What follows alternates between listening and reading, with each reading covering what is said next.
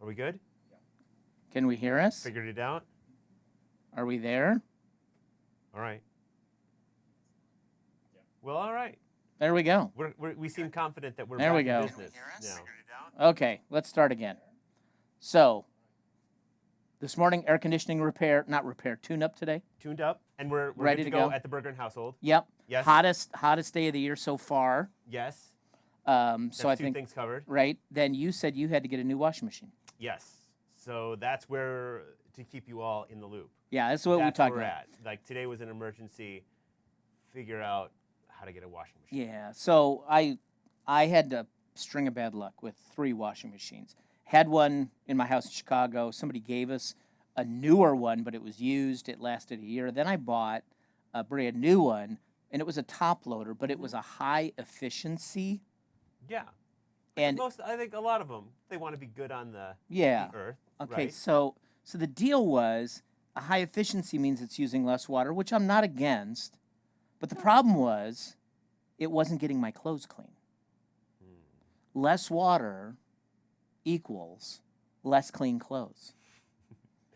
So I mean that's. I was so disappointed. I'm like, I'm going to do something good for the environment. Sure. This is newer You're all about saving technology. the earth. I think You that's know, a great idea. and then my shirts were not coming clean at all. And yes, I was using soap. Oh, that's the other thing that can Yeah, also yeah, right. affect your Yeah, cleanliness. so I was using soap. And so my shirts were coming out and they were still dirty. And so really was so disgruntled that I was like, I'm not sure I'd buy another high efficiency ever again because of it didn't clean. I will say, when I was stressed out enough about taking care of everything, Yeah, Vacation Bible School wise, I didn't really Care. want to deal with the with washing the machine. washing machine today. Yeah, I no. did not. Now get So- this, that original washing machine that I told you I started with that was working, but somebody gave me a new one. I still have that washing machine. Oh, you do? Yeah, it's up And- in and does that it's up still- in Wisconsin, Oh. and it runs just fine, and it's from like the 1980s. See, that's the one I want. Yeah, that's the one you want. I replaced some plastic clips on it once to help the agitation, like they wore out, so it was like not. So replace the clips, and from then on out, just it still has never, broken down. Yeah, I want your. Yeah, you want that one, and it's in the lovely '80s brown color. It's gorgeous. So when You're we going to tell me you're not selling it, aren't you? not yet for the right price maybe, right but price. you'd have to go get it. I'm not bringing it here. Now our condo came with a washing machine and dryer Yeah. from the previous owner. Okay. Believe it or not, they're Amana. Amana is a lesser known brand, but made in Iowa. Okay. So I used to go to the Amana colonies back in the day, and Okay. and that was an Amish Fair enough. enclave, believe it or not. Anyways, so Right on.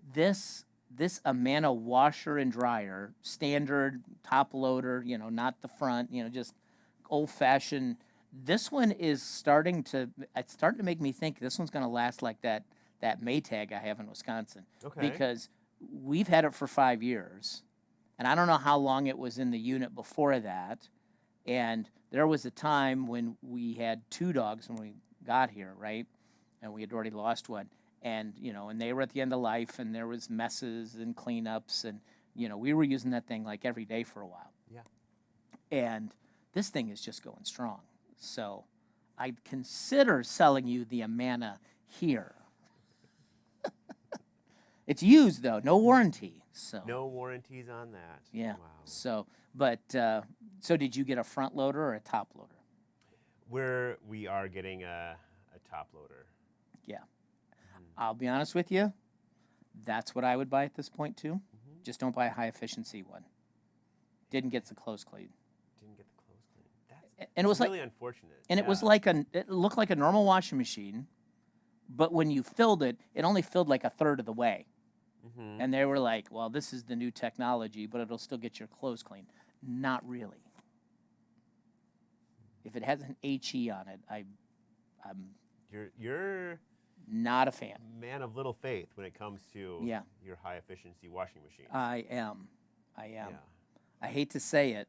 I mean, even here, living in the desert, fill that tank up. Fill it up.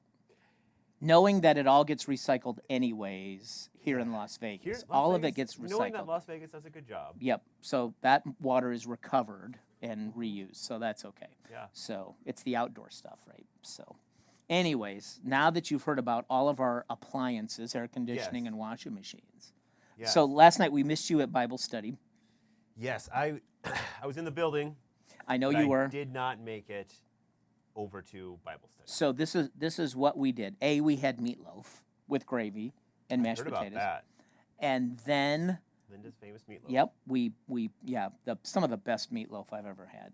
Best meatloaf in town. Yep. I think we're going to start doing commercials on broadcast and advertise Linda's meatloaf. I think we should. Yeah. Yeah, it's So- great meatloaf. So we finished all of the rest of Ezra, and we had just enough time to get into the first handful of verses of Nehemiah, and those stories go together. So they're not like we finish one book and like now we're into a new, different thing. They're back to back. They're meant to go together. So it's like Yeah. continuing the So story. continuing on, and as you pointed out earlier, sometimes you don't correlate First and Second Chronicles into that category too. That's right. But when you kind of break it down in Bible study, it becomes clear First and Second Chronicles Ezra, Nehemiah, Esther, all fit together. all fit together, and Interesting. because they're all from the same time period, the same or at least close in authorship, and they, so they lift up the similar themes. themes. Yeah. So we just hit into the beginning of Nehemiah, and what I did was earlier this year we did a sermon series on Nehemiah. Do you remember that? Yeah, that seems like that was 10 years ago. Yeah, that does seem like quite a few. The way life is around here, we're always on the Yeah. move. You're like, oh yeah, gosh. was that this year? Yes, it was. That was this year. Yeah, and so I'm pulling up the themes because the sermon series was about how to affect change in your life, and each chapter of Nehemiah's story lifts up a different thing when you're trying to do some change in your life. And so I said, when we go through this book, even though we're going to tell the full story now, because in a sermon series you don't have time to get in the nitty gritty.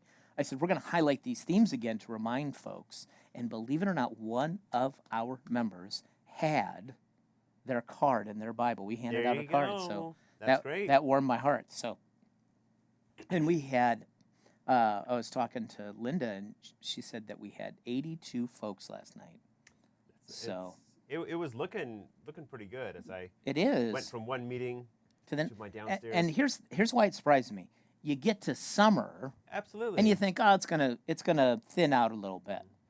Not at I Community mean, we're Lutheran close to the Church, hottest day of the year, right? So far. So far. that Bible study in June, we have 82 folks in adult ed. I love that. I love the fact that we gather that many people to That's want to wonderful. learn a little bit. Absolutely. So that's, just tremendous evening. So we will pick that up in 2 weeks on the third Wednesday of June, and we will continue on in the story of Nehemiah, and so much good stuff in there. Right. Yeah. So, so I hear that decorations are starting to show up everywhere at church now. They're just appearing Yeah, everywhere. everywhere. Should I go look at the fellowship hall yet? Or we got some The things up there? Fellowship Hall does have one. It has two. Decoration banners. Yeah. Not decorations yet. Not really decorations. Okay.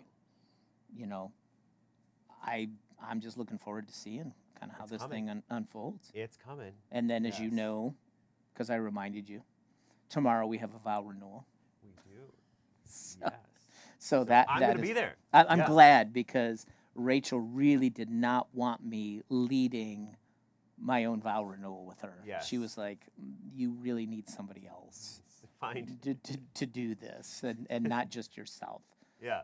Don't make it the Rachel, past." do you promise? Yeah. Now let's get to the bottom of this. So I think we're Yes, good there. I plan to be there. Yes. Me too. Me too. That'll be great. Yep. 4:00 tomorrow. It won't be online. So just Don't go looking for it online. It won't be there. It's just in church. So with that, though, on Tuesday, we heard a song written for Elvis for his 1968 Christmas, but also comeback TV show. Absolutely. And when we were talking about this week music, there was one other song that we wanted to share, and we're like, which one comes first, which one comes second? Not because one's better than the other, but it was just like we have two great things from this past week to share. And so today we're going to show the second one, and this one you heard. So the Elvis song was at Saturday night at 5 o'clock and at 11 a.m. This one was at 8 and 9:30. So it's like we had two different special music slots. Specials, yeah. Yeah. And so what we're going to do is we're going to tune in to that 9:30 to hear a song that I did not know. I don't know if you had heard it before, but I really I loved it, though. really great song. Yeah, but a new one for me, too. Yep. So let's take a listen, and we'll talk about it when we come back.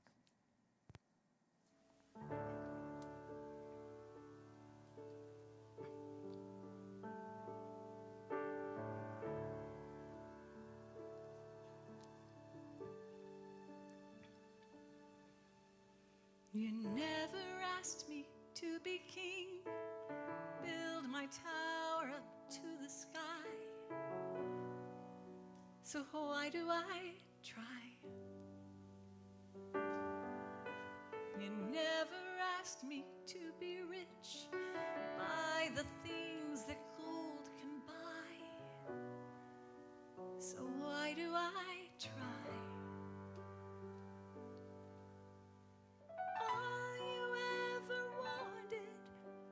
My heart, my simple heart.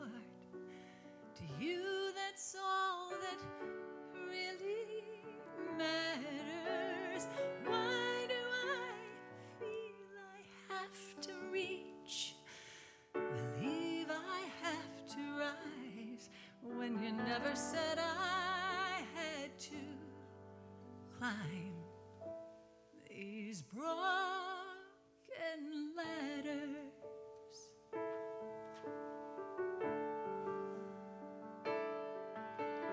You never asked me to be complete, by myself find all I need. So why do I try? Oh, you never asked me to stand alone, face the struggles on my own. So why do I try? When all you ever wanted was my heart, my simple heart. To you, that's all that really matters. Why do I feel I have to reach? Believe I have to rise when you never said I had to climb these broken ladders.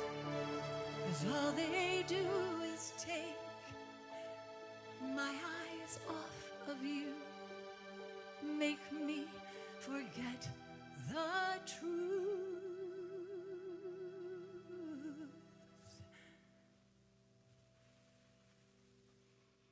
All you ever wanted was my heart, my simple heart. To you, that's all that really matters. Why do I feel I have to reach? Believe I have to rise when you never said I had to climb. Oh,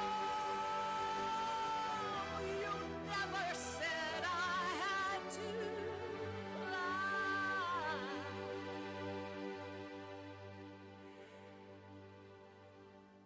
these broken ladders. Ooh.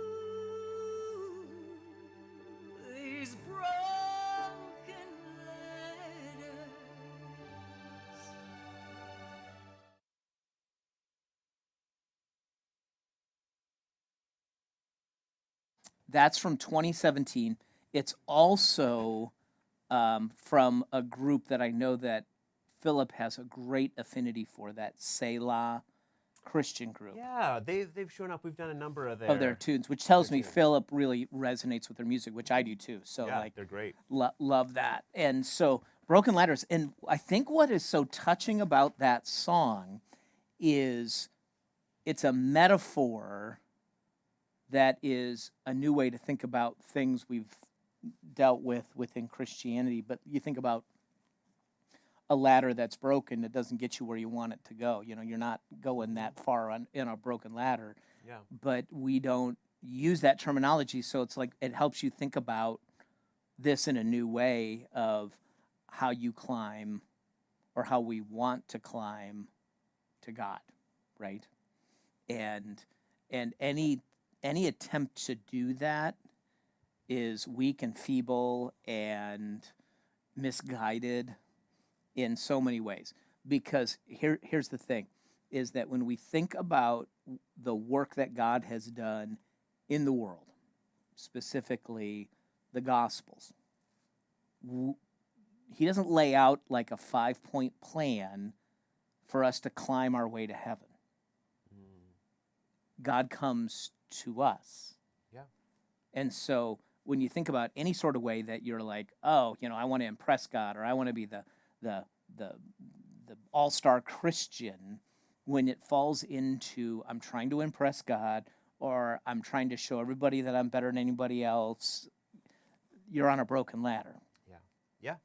And that God comes to us, and that still is the case, because even when Jesus said, I'm leaving, what did he say? He's like, I'm going to send to you the Holy Spirit.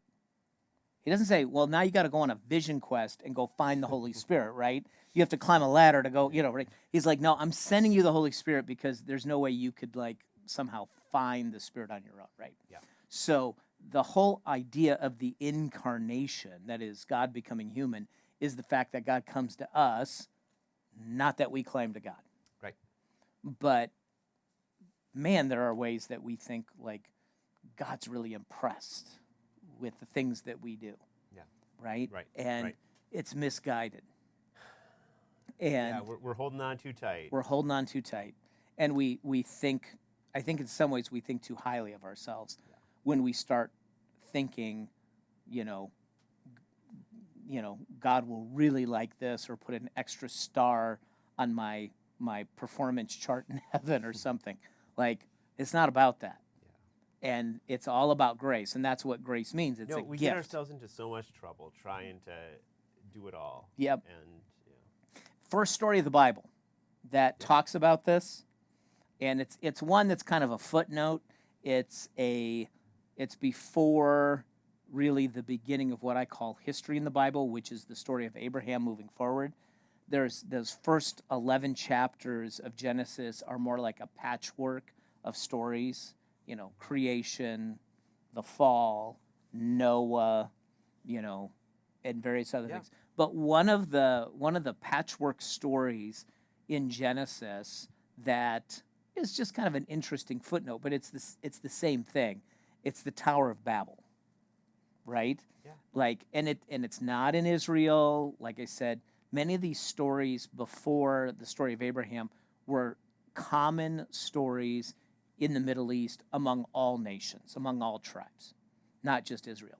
And when the person started to assemble Genesis, he took some of those stories that folks knew in Babylon and Persia and, you know, farther north in Syria, and he just said, well, let's put them in the Bible, but let's tell them in such a way that it reflects the faith in the God that we have, right? It was a patchwork.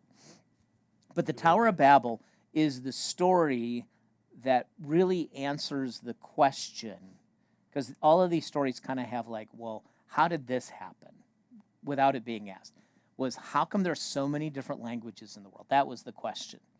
And so someone told this story to illustrate, well, this is why there's different language over there and over here and over there. But at the heart of that is arrogance. And so let me just read to you a snippet, not the whole story. in this place where they're building the tower, they said to each other, "Come, let us make bricks and bake them thoroughly." They used the brick instead of stone and tar for mortar. And then they said, "Come, let us build for ourselves a city with a tower that reaches to the heavens, so that we may make a name for ourselves and not be scattered over the face of the whole earth." In other words, it was like, let's build something so big and so ginormous and so impressive that everybody will be like, "Look at these people, they're so great." Yeah. And it's not lost on me that they're like, let's build this tower so high that we get to the heavens, like we're climbing our way to God, Yeah. right? Yeah. And what God does is God's like, yeah, that's not going to happen. You're too proud. And he confuses all their language, right? So that's why there's different languages. I mean, that's the explanation. Genesis.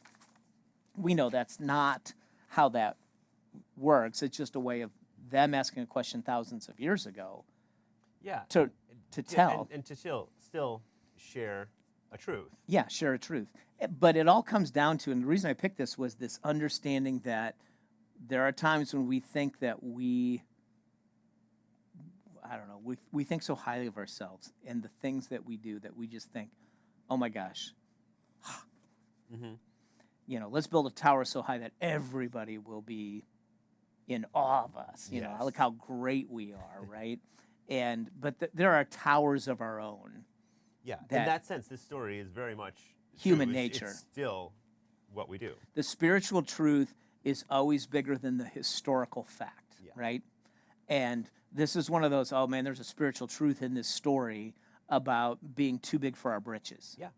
And I think that there are places where we just think either God's going to be really impressed by this, or look how important I am. Like we reflect our own pride and stuff to an unhealthy level. Yeah.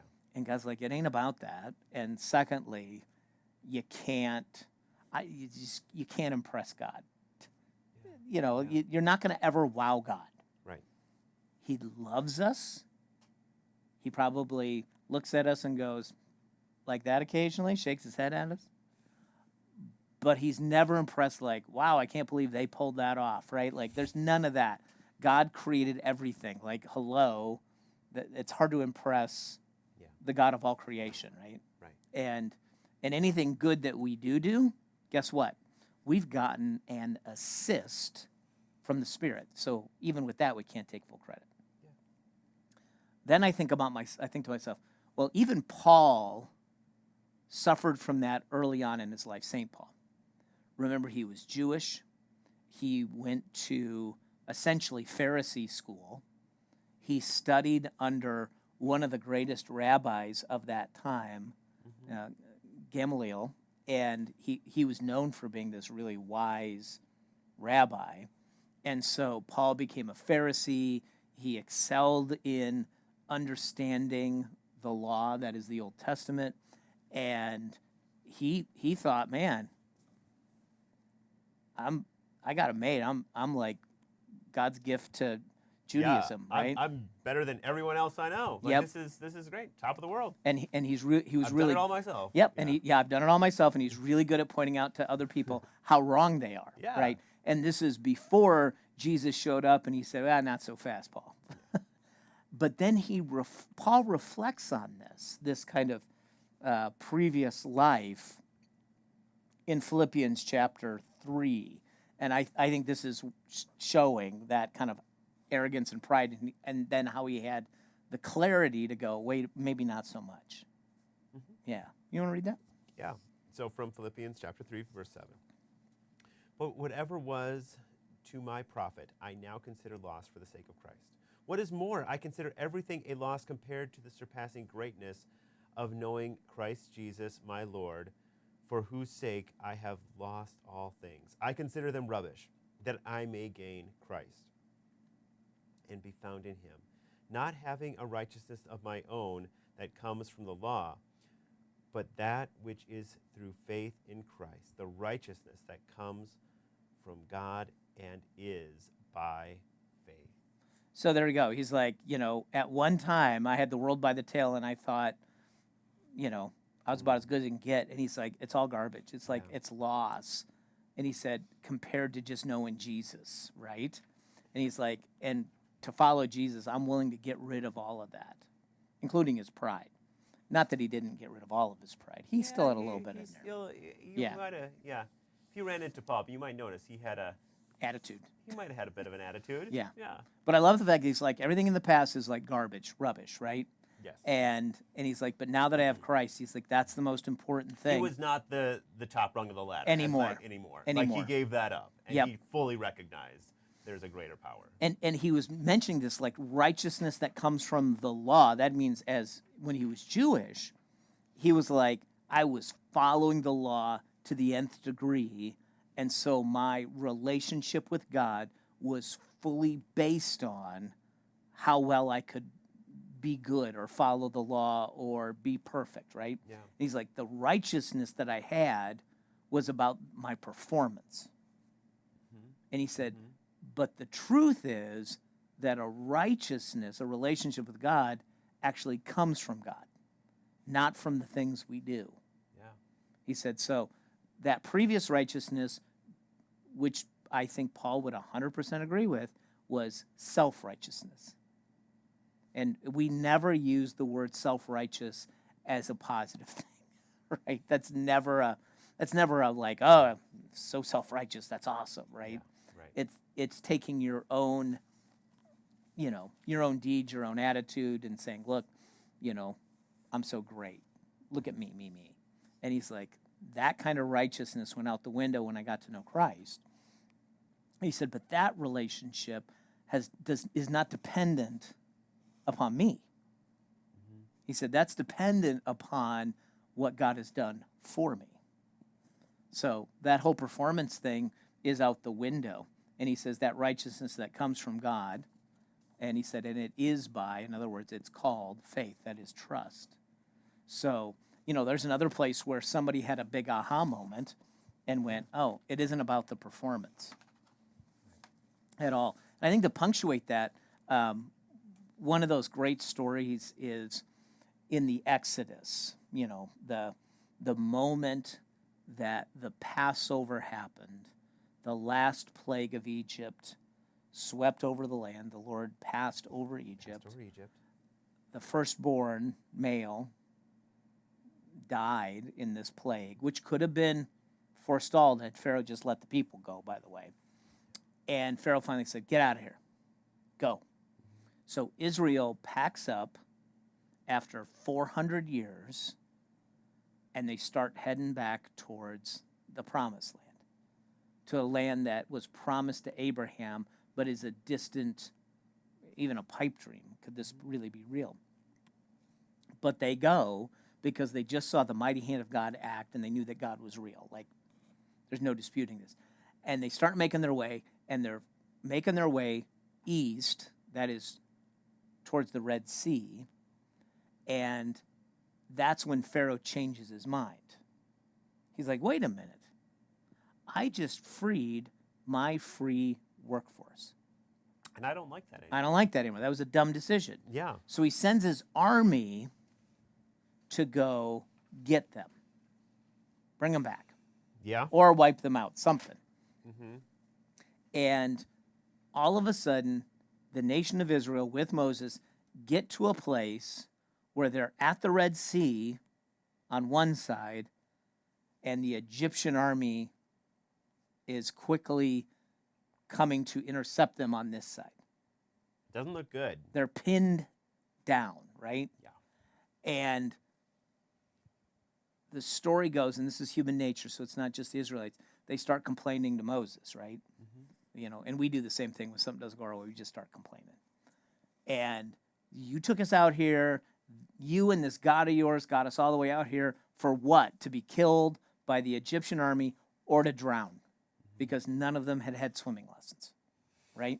Yeah. They weren't teaching that Yeah. when they were enslaved In slavery. Egypt. They didn't have time to Yeah. go to the pool. Yeah. So they're complaining, and Moses goes to God, of course. And this is the words. It's a very short verse, but this is what I want to leave you with today. this is what Moses says to the people of Israel. The Lord will fight for you. You need only to be still. I love that.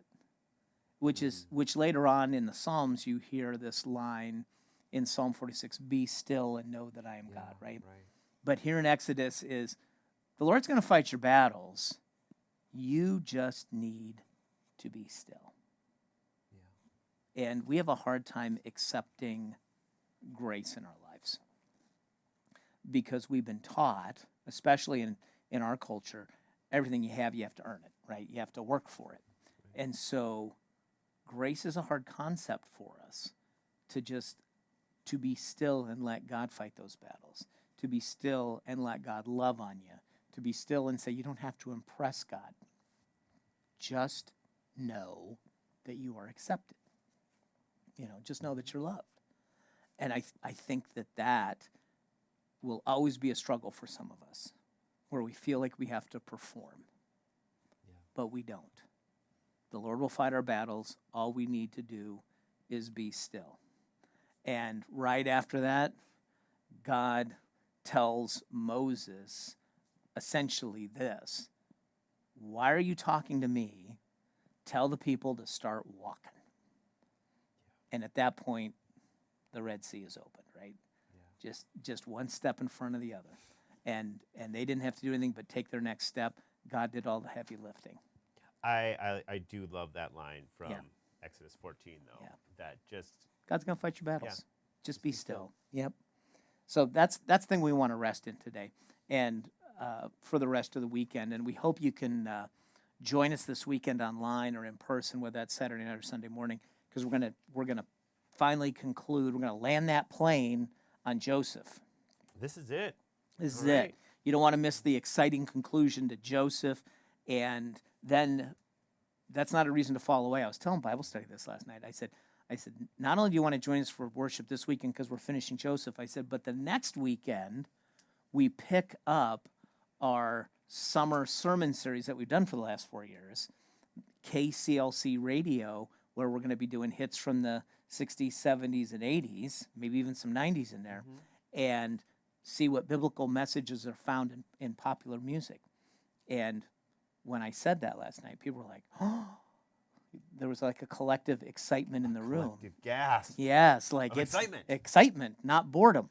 And so that was saved for Bible study. So we got some great stuff coming up, not just this weekend, but for the next 6-7 weeks in worship. We got some great music, some great messages coming, and we hope you can join us for all of that. But Philip is still with his family in Mississippi, so we don't have any music on the way out. So we're just going to bid you a fond adieu. All right. Yep, and we love you. Take care. God bless you, and we'll see you this weekend. Take care.